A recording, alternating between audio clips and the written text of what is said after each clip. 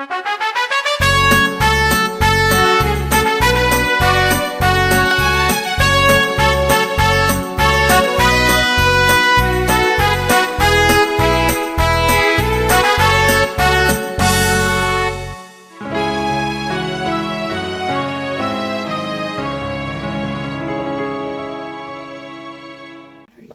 start off by saying that this sicha is quite unique.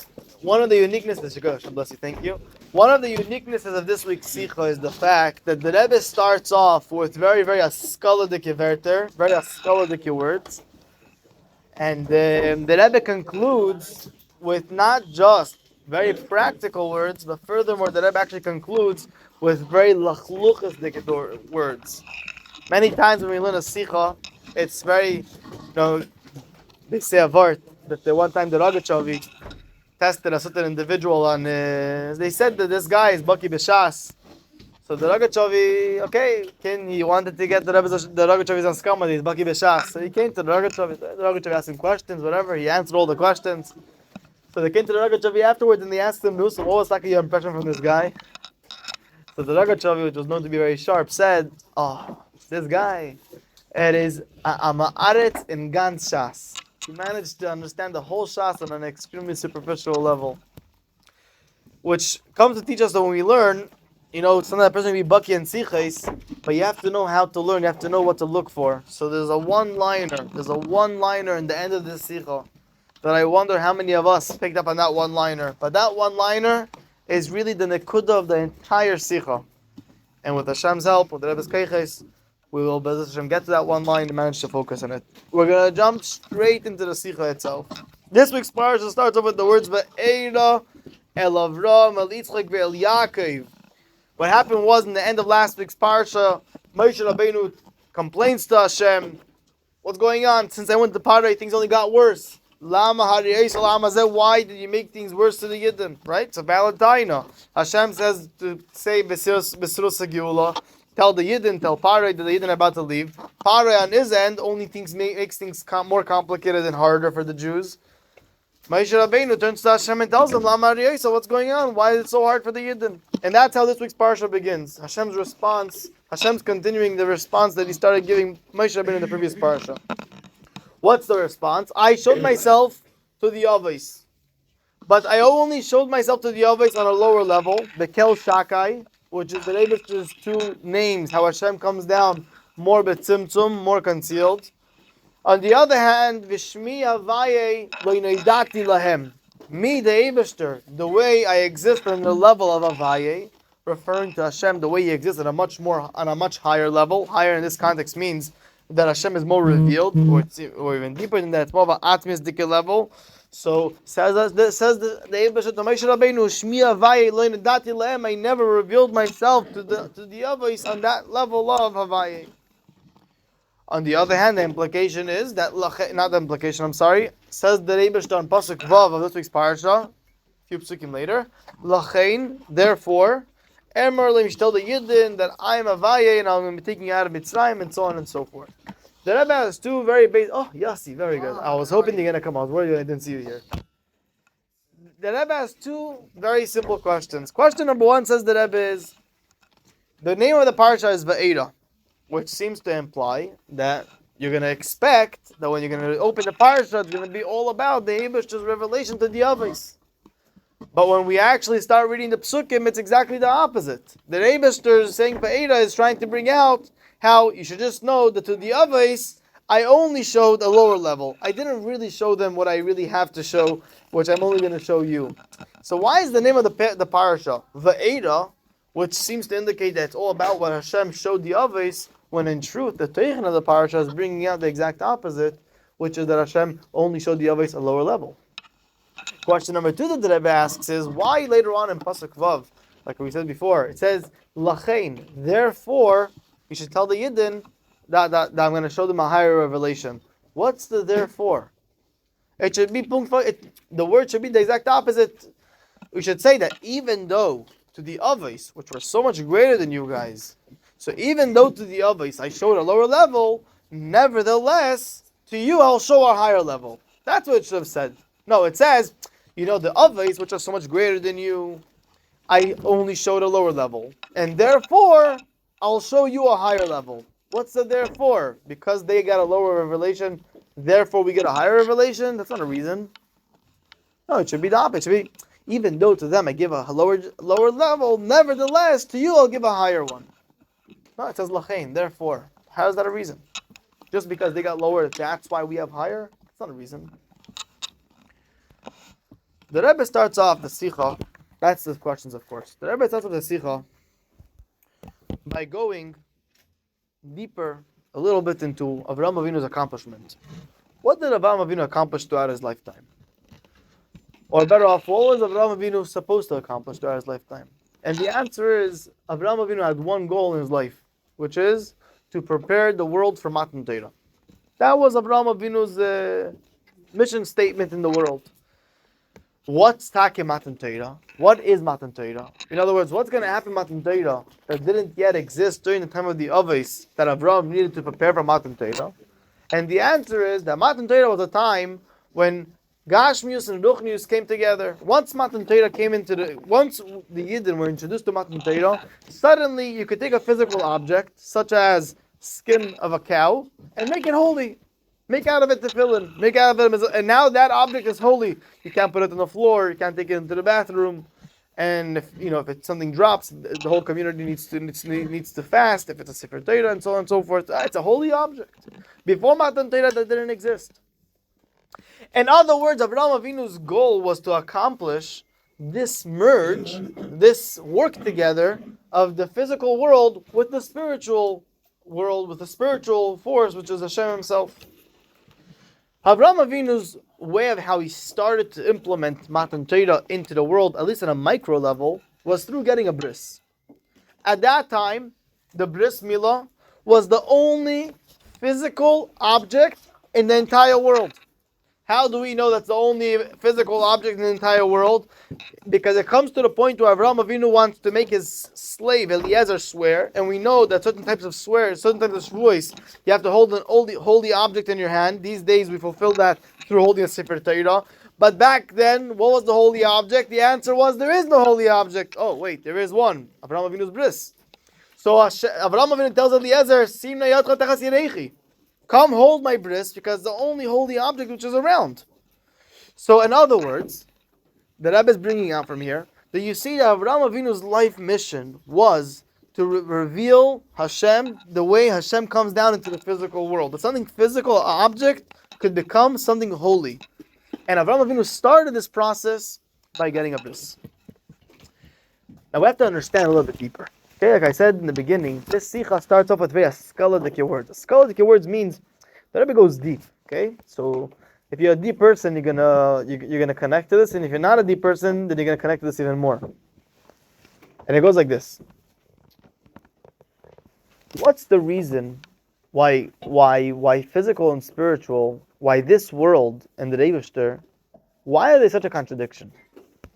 Why when Matan Torah, suddenly they do work together, but before Matan Torah, the physical world and the malchus have no connection to each other? What's the reason? And the answer is a very simple one. The deeper you go into Hashem, the more Hashem could express Himself everywhere.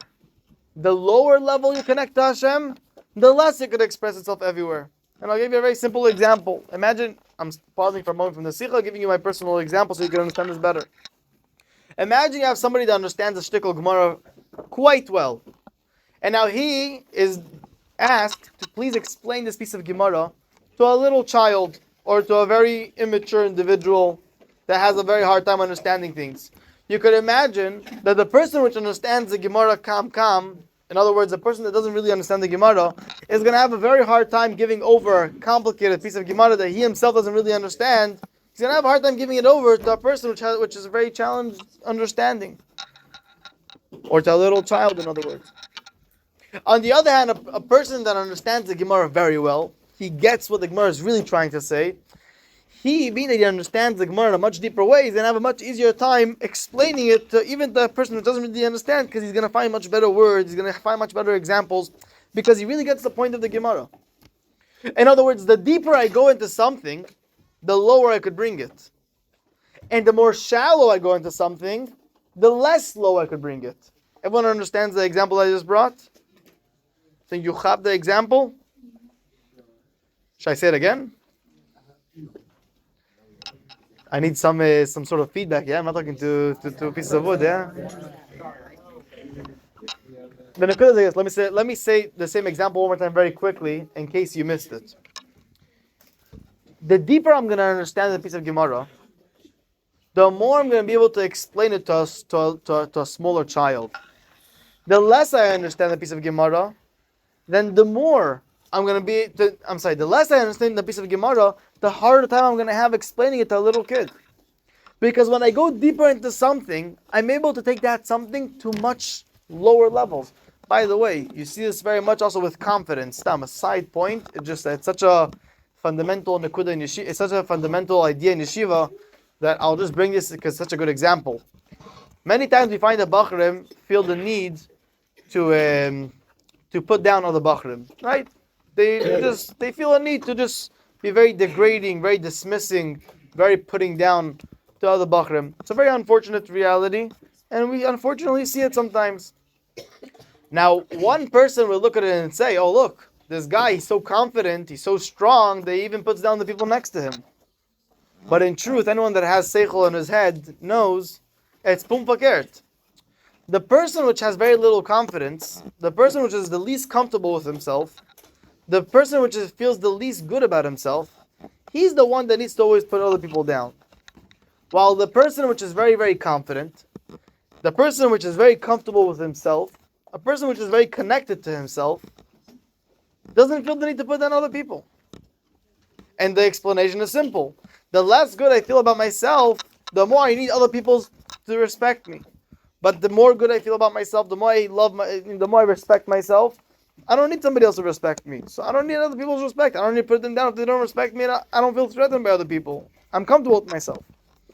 This is a very good dogma also to bring out our point here, which is the deeper I go into Hashem, the more I'm able to go down into lower levels and not feel threatened by it, into Gashmius and so on and so forth. And I don't feel like it's compromising on who I am.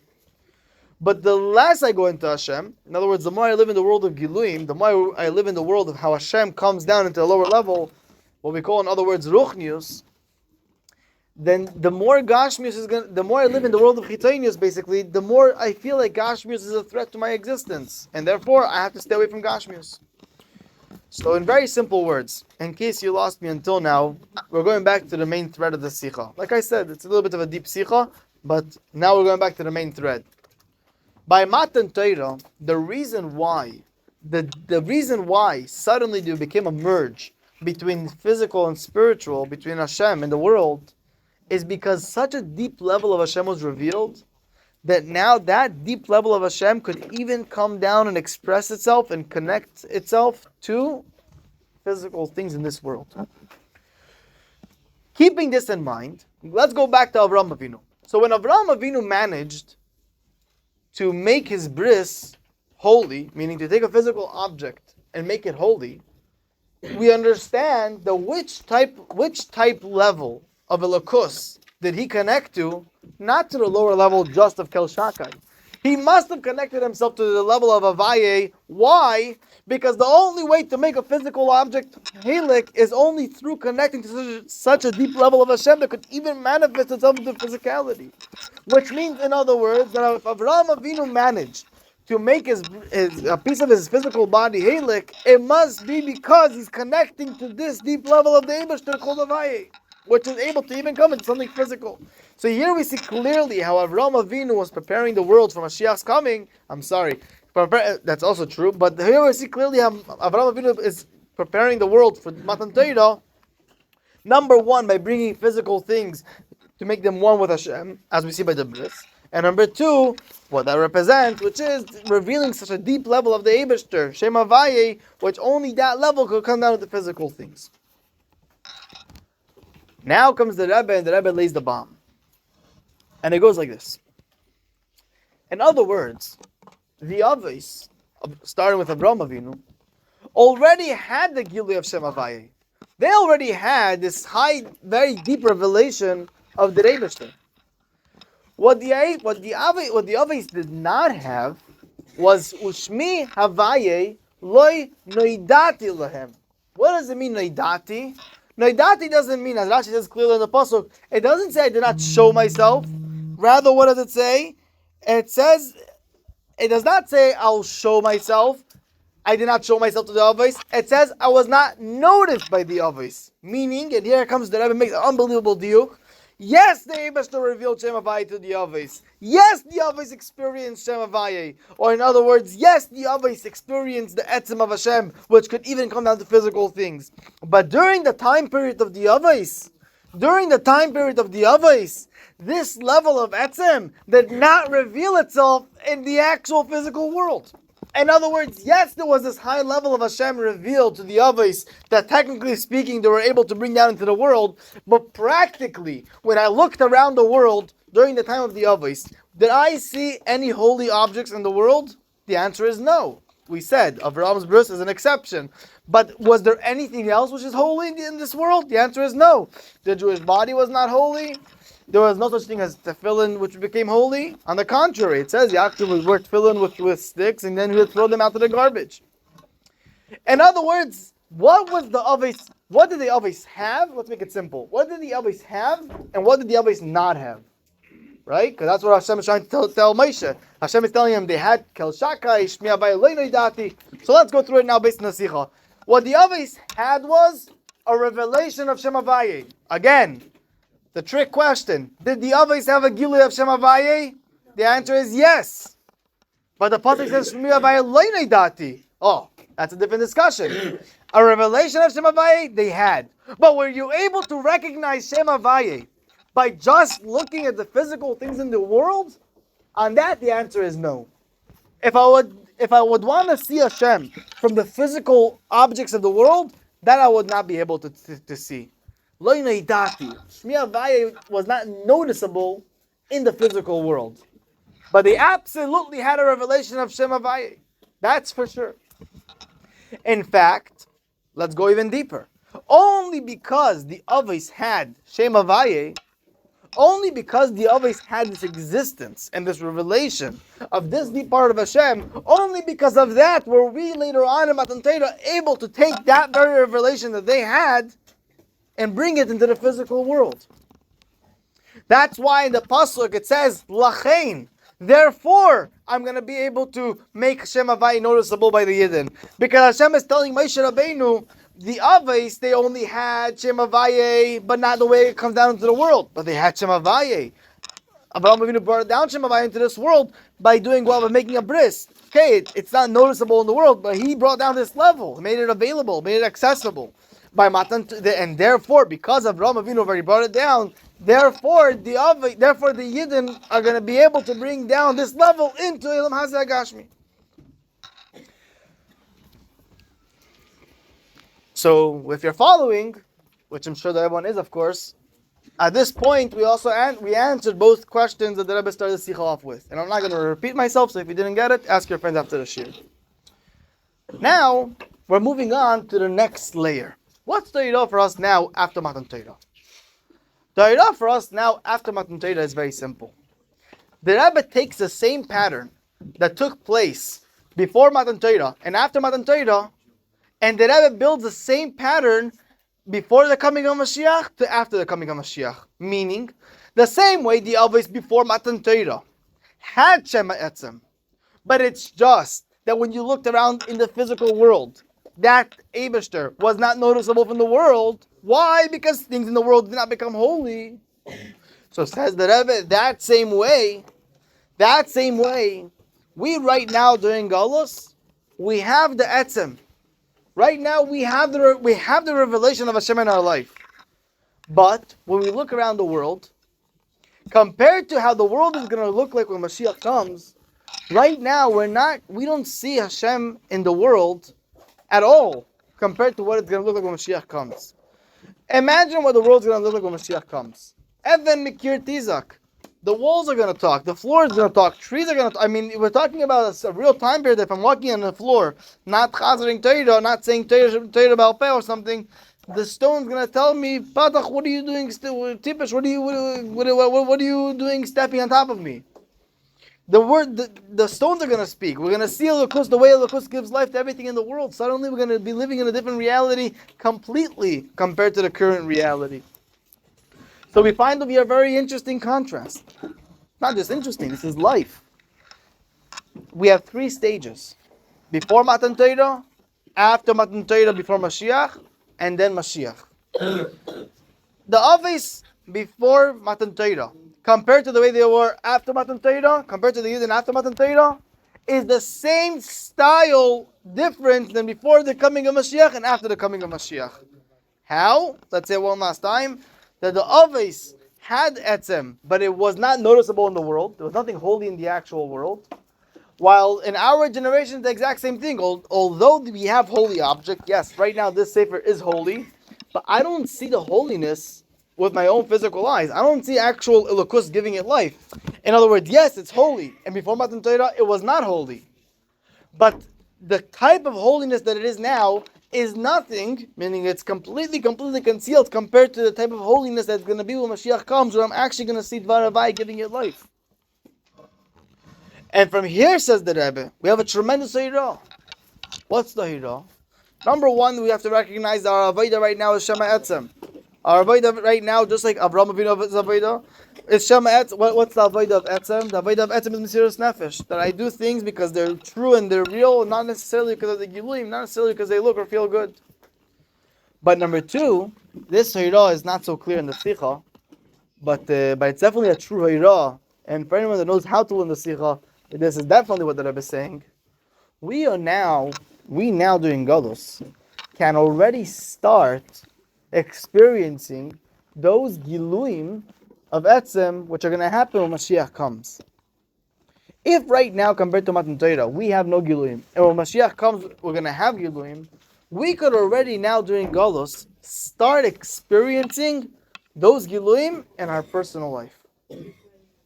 How? So the Rebbe is going to in a moment say how. But on the most basic level, it's what we always say in this kind of shir, which is by Pashat using out the physical elements of the world to Pashat reveal Hashem. I'll go back to the famous example that we mentioned already a few times. Like if you imagine you're driving down the highway and suddenly you see a huge billboard with the Rebbe's picture on it. That's called a Gilui of Elokus from the physical world. It's not just that the Sefer is holy and I know in the back of my mind that it's holy, and that's what makes it holy. It's that the world itself is telling me that there's an Eibishter. The billboard on the highway is telling me that there's a Rebbe. Suddenly, it's like the physical world itself is proclaiming Ye'eni Milvadi. It's a whole new type of level. It's a whole new type of level of Gilui HaEtzem, which we don't have these days yet. But as the Rebbe educates us, slowly, we could start educating ourselves in the world around us to start living that way.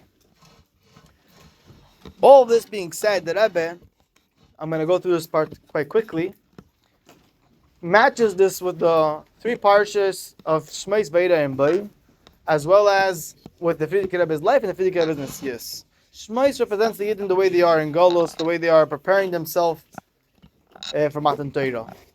Veara, meaning the Avos, the Avodah Etzem. Veara is all about Achana for Matan Torah, meaning, which in this scope, in this discussion, is Matan Torah. The idea of receiving the Torah of Moshe Rabbeinu already impacting the Yiddin and so on and so forth. The idea of already seeing Hashem in the world through the malchus and so on. And then we have Parshas Bay. Parshas Bay represents, as we're going to see in next week's sicha more at length, is Peru Minikol Nehedin. Parshas Bay represents the idea of Parei, of Kedusha, which is the idea of a tremendous revelation of Hashem in the world. Why are we referring to Parei as something which is tremendous level of Kedusha? Paro is a very not Kedusha person. Now we're going to see next week's sicha more at length. That's how we see these 3 steps, before Matan Torah, after Matan Torah, and as well as the coming of Mashiach and Shmais, Veara, and Bay. We also see it in the Frierdiker Rebbe's life. How? There's the Frierdiker Rebbe's first part of his life, before he became officially a Rebbe. That was like before Matan Torah. Then there is the part of the Frierdiker Rebbe's life, which is after he became a Rebbe, which is like the idea of Matan Torah. And then there's the next stage through the one who continued the Frierdiker Rebbe, which is of course our Rebbe, which is already in the stage of greeting the world, preparing the world to greet Mashiach. It's already in the stage of Yemais Mashiach. Says the Rebbe, same thing applies in the Frierdiker Rebbe's life at Nesius itself. Frierdiker Rebbe was a Nazi officially for 30 years. The first 10 were a hardcore labor in Russia itself, serious nefesh and so on and so forth. That's when the Frierdiker Rebbe got arrested. So that's the idea of before Matan Torah, preparing for Matan Torah, that's real serious nefesh. The second was Poland, when the Frierdiker Rebbe was 10 years in Poland, which represents the idea of Matan Torah. There was already Torah there in Poland. The Frierdiker Rebbe came and added a whole new layer of Torah. It's the idea of adding in Torah, Matan Torah. And last but not, which is of course the idea of like the whole concept of the sicha, the whole idea of Shem Havai becoming noida, becomes noticeable in the world. And then last but not least comes the last 10 years of the Frierdiker Rebbe's Chaim Chayuso B'Almadein, which is when the Frierdiker Rebbe was in America. Then in America, the Frierdiker Rebbe's whole koch was out to Tshuva, out to Geula, meaning the Frierdiker Rebbe's whole koch since he came to America is to push that Mashiach is coming. We have to for a moment just pause and realize how lucky we are. The Rebbeim, starting with the Frierdiker Rebbe, and of course continuing with our Rebbe, very much, really guarantee us that we're in the generation of Mashiach, and really open up our eyes. When the Rebbe says that the last 10 years of the Frierdiker Rebbe in America, meaning the last 10 years of his life, which were when he came to America, the Frierdiker Rebbe, those 10 years categorize himself as the beginning, as the Tkuf of Yemei Mashiach. Why? Because the Frierdiker Rebbe's whole koch was just that we're going to bring Mashiach right now. It's a wild idea. We have to push and live with Mashiach. We have to realize the Rebbe took this extremely seriously. For the Rebbe, this is life. This is the reality. We push and need to start realizing that the Rebbe means business. The Rebbe means it for real. It's not a metaphor. The Rebbe is not trying to give us a nice advice and tip. The Rebbe is telling us life. To conclude, the Rebbe ends up with a Ma'aseh B'Poel. I'm going to first say the last Ma'aseh B'Poel, and then I'll go back. The last Ma'aseh B'Poel is to Pashut arrange for bringings on Shabbos Mevarchim Chodesh Shvat, which is the Shabbos, to arrange for bringings on Yud Shvat, and so on and so forth, to add in the learning of the Torah of the Frierdiker Rebbe, and so on and so forth. But I want to go back to the second to last, like I said before, I will, to the second to last Torah. And now I want to focus on that one liner, and that's going to be the end of the shir. And then we could start bringing about it and really internalizing it. And like I said in the beginning, by the way, that the whole first part of the shir, of the sicha, is more skaladik, which is the way we spoke until now. But this part of the sicha is what we call the avodah, the lachlucha sicha. The Rebbe says, the Rebbe connects it to Chodesh Shvat and so on, because Chodesh Shvat, the Rebbe connects this whole idea that we spoke about in the sicha to Chodesh Shvat. The Chodesh Shvat is, of course, the Rebbe is a month. Yud Shvat is when the Frierdiker Rebbe was nostalgic. Yud Shvat is when the Rebbe is mekabel the Nesiyas. But the Rebbe goes over here and says very extreme words. The Rebbe says, as a Ma'aseh B'Poel from everything that we've been speaking about until now in the Sicha, as a Ma'aseh B'Poel, we have to come to the point where every Yid looks at himself in such a way, the Rebbe's words are, Shekol Inyanov, that all the Inyanim that this chassid is involved in, Nasim Kodesh leNasi Hadir, become Kodesh to the Nasi Hadir. What does Kodesh mean? It's like a man is Mekadesh a woman, so now she can't get married to anybody else except for him. Mekadesh means, what does Mekadesh mean? Can anybody help me out over here? No, a man's Mekadesh a woman. What's he doing to her? Very good. Reserving. Another way of saying it, reserving. What's another way of saying reserving? Very good. Designating. That's exactly the word. Making something kodesh means designating it. So it usually refers to in Kiddushin with a man and a woman, that this woman is designated only for this man and not for anybody else. What the Rebbe is saying over here is that kol inyanov, everything that a chassid is involved in, nasim kodesh leNasi Hadir. Like I said before, this is like the one-liner that if you start learning the sicha, you may not even pick up on this one-liner. But in truth, this one-liner, as I'm going to explain right now, is the nekudah of the entire sicha. And it's shocking. The Rebbe demands in this sicha that every single one of our behaviors, every single one of our acts, every single one of the things that we're engaged and involved with in our life should be absolutely designated, absolutely focused on one thing and one thing only, and that is the Nasi Hadir.